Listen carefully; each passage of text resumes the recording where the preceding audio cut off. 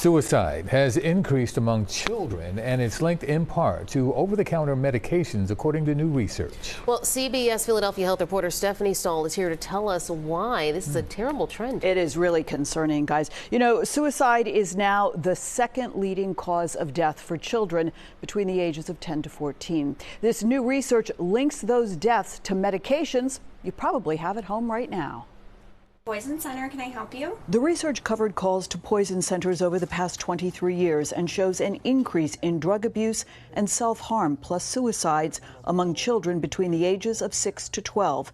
The study published in Pediatrics says children are using prescription and street drugs and also over-the-counter medications. The most significant category was pain relievers, over-the-counter Tylenol, Advil, things like that. Parents have this false sense of security that it's safe and cannot be used in a harmful way. Jason Lewis is a psychologist with Children's Hospital of Philadelphia. He tells me there's been a steady increase in suicides among 11 and 12-year-olds. This was an age group that we frequently did not think of in terms of suicide. And so now we're recognizing that suicide is indeed a significant specific problem. Why do you think there are so many young children who want to end their lives?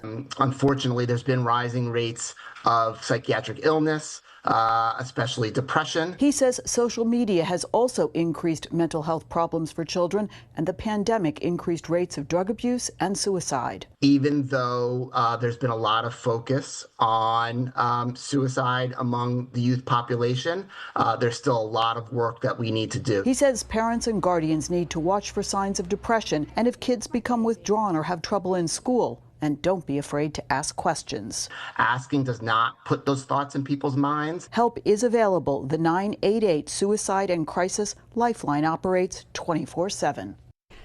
Now, some other findings. Girls are more likely than boys to have suicidal thoughts and abuse drugs. And about those over-the-counter drugs in your house right now, doctors say parents need to know about the potential dangers and take measures to keep them away from children.